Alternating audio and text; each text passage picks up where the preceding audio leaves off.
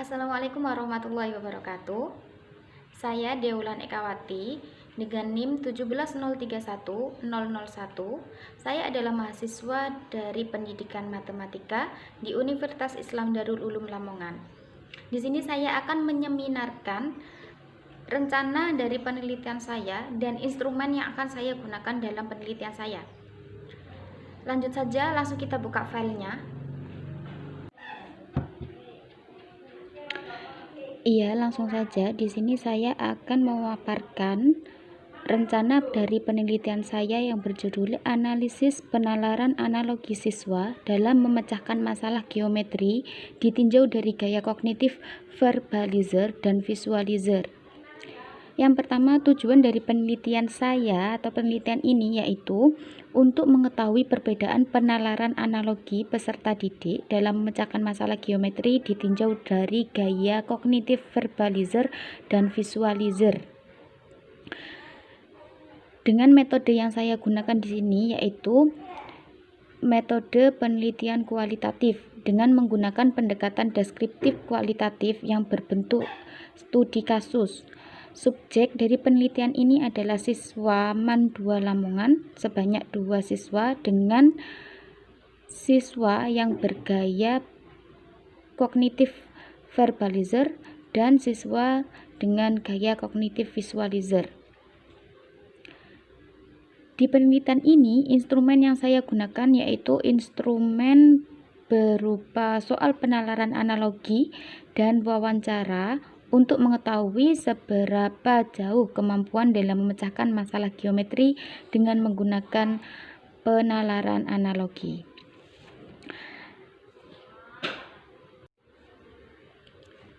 Selanjutnya, saya akan menjelaskan instrumen soal penalaran analogi yang akan saya gunakan untuk mengetes kemampuan penalaran siswa SMA atau siswa MAN 2 Lamongan. Nah, ini adalah soal yang akan saya gunakan. Ada 2 soal di sebelah kiri dan 1 soal di sebelah kanan. Nanti saya akan meminta siswa itu untuk menganalisis dan menjelaskan mana yang menjadi masalah sumber dan mana yang menjadi masalah target. Sebelum mengetahui mana yang menjadi masalah sumber dan masalah target, siswa saya minta untuk mengerjakan soal penalaran terlebih dahulu sesuai dengan soal yang ditanyakan. Soal di sebelah kiri menanyakan berapa panjang sisi AE dan soal sebelah kanan menanyakan berapa panjang sisi AB. Di sini, siswa harus bisa menemukan kesamaan dari kedua soal tersebut.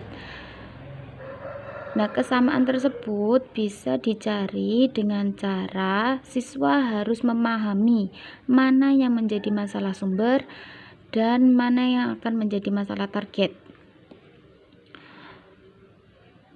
Di sini, saya mengangkat kesamaan atau keserupaan dari kedua soal ini adalah kesamaan yang sama menggunakan konsep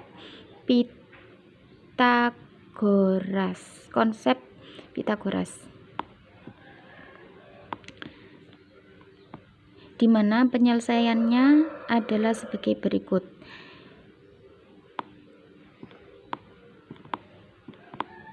Nah, ini masalah sumber. Yang menjadi masalah sumber adalah soal yang berada di sebelah kiri, di mana kita awalnya harus mengerjakan terlebih dahulu membuat garis bantu dari titik B ke E, kemudian membuat garis CD ke bawah, menarik garis CD ke bawah sejauh BE, kemudian menarik atau menggeser garis BC ke bawah sejauh CD sehingga diperoleh gambar sebagai berikut, seperti ini, sehingga diketahui panjang AB sama dengan 3, BC sama dengan DF sama dengan 3. Kenapa BC sama dengan DF? Karena BC tadi kita geser sejauh CD menjadi garis DF ini, makanya garis BC sama dengan DF. Begitu juga dengan garis CD sama dengan BF sama dengan 4, FE sama dengan 8. Maka diperoleh, kita cari terlebih dulu panjang dari BE untuk menentukan panjang AE. Karena kita menggunakan konsep Pitagoras, maka kita menggunakan rumus BE kuadrat sama dengan FE kuadrat plus BF kuadrat sama dengan 8 kuadrat plus 4 kuadrat sama dengan 64 plus 16 sama dengan 80. Sehingga garis BE panjangnya adalah akar 80. Kemudian setelah kita menemukan panjang dari sisi BE, kita baru bisa mencari panjang dari sisi AE. Sisi AE kita cari dengan rumus Pitagoras lagi, sehingga diperoleh panjang AE yaitu, nah ini diperoleh panjang AE adalah akar 71. Nah, penyelesaian ini kita menggunakan konsep Pitagoras. Dari masalah sumber kita beralih ke masalah target. Di masalah target kita menjadikan soal yang sebelah kanan itu sebagai masalah target, dimana di sini ditanyakan panjang sisi AB. Untuk menyelesaikannya, pertama-tama kita buat garis bantu untuk membuat persegi panjang. Maksudnya garis bantu itu yang mana? Garis bantu yang ini. Nah, ini. Kemudian buat garis bantu dari titik pusat lingkaran diameter 6 ke titik pusat lingkaran yang berdiameter 4. Garis bantu dari titik pusat lingkaran berdiameter 6. Nah, ini titik pusatnya ke titik pusat diameter 4. Nah, ini garis bantu ini maksudnya untuk membentuk segitiga siku-siku.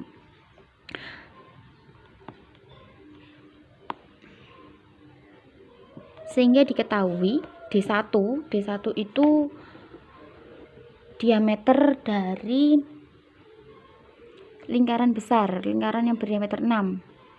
D2 itu lingkaran sedang ini, dan D3 itu lingkaran yang paling kecil dengan diameter 3. Nah, kemudian diketahui juga panjang CD itu sama dengan R1, jari-jari dari lingkaran 1 dikurangi lingkaran 2 sama dengan 3 dikurangi 2. Diketahui panjang CD sama dengan 1. Panjang CE diperoleh dari jari-jari 1 ditambah jari-jari 2, jari-jari lingkaran 2 sama dengan 3 plus 2 sama dengan 5. Panjang sisi EG sama dengan diameter 1 dikurangi jari-jari lingkaran 2 dikurangi jari-jari lingkaran 3, dan diperoleh 2,5. Panjang EG diperoleh dari jari-jari lingkaran 2 ditambah jari-jari lingkaran 3, maka diperoleh 3,5.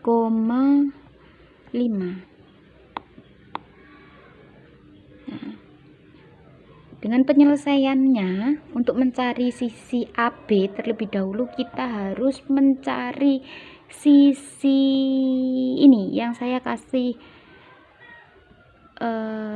tanda X. Kita buat sisi ini, seret. Nah, garis bantu ini nanti panjangnya kan sama-sama AB.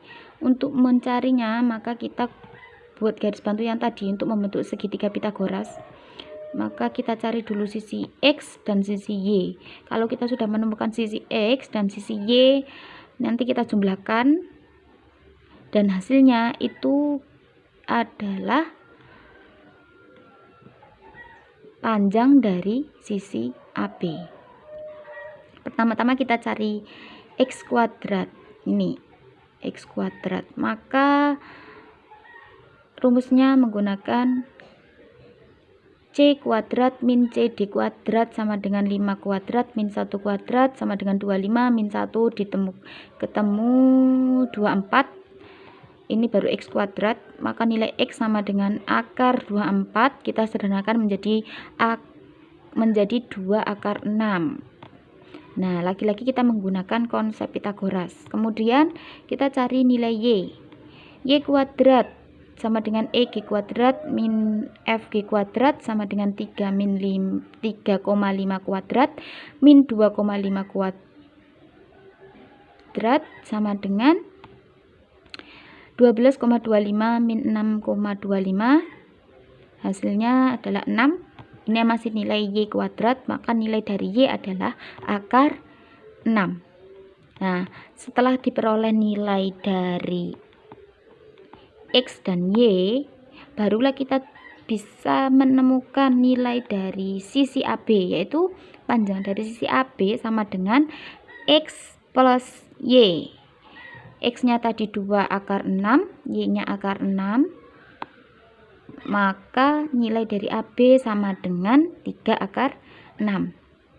Nah, dari masalah sumber dan masalah target di atas terlihat adanya keserupaan konsep yang digunakan, yaitu konsep segitiga Pitagoras. Sehingga dari keserupaan konsep antara masalah sumber dan masalah target tersebut dapat digunakan untuk menyelesaikan masalah pada masalah target. Nah, ini adalah penalaran analogi pada soal penjabaran, penalaran analogi pada soal sebelah kiri dan sebelah kanan. Kemudian saya lanjutkan ke butir wawancara. Setelah dua siswa tadi mengerjakan soal penalaran analogi, maka saya minta kedua siswa tersebut untuk menjawab pertanyaan dari saya. Yang pertama pertanyaannya adalah, apakah kamu sudah tahu soal ini materi apa? Yang kedua, menurut kamu apakah soal ini sulit? Yang ketiga, menurut kamu apakah kedua soal tersebut saling berkaitan? Nomor 4, apa saja informasi yang kamu dapat dari soal-soal di atas? Nomor 5, apakah informasi yang kamu dapat membantumu dalam mengerjakan soal? Nomor 6, bagaimana cara pengerjaannya? Nah, dari jawaban siswa yang menjawab wawancara dari saya, pertanyaan dari saya, maka saya dapat menyimpulkan dan menganalisis penalaran analogi siswa yang bergaya kognitif visualizer dan bergaya kognitif verbalizer, itu perbedaannya ada di mana. Cukup sekian penjelasan dari saya. Itu tadi penjelasan dari saya. Kurang lebihnya saya mohon maaf. Semoga video ini bermanfaat. Wassalamualaikum warahmatullahi wabarakatuh.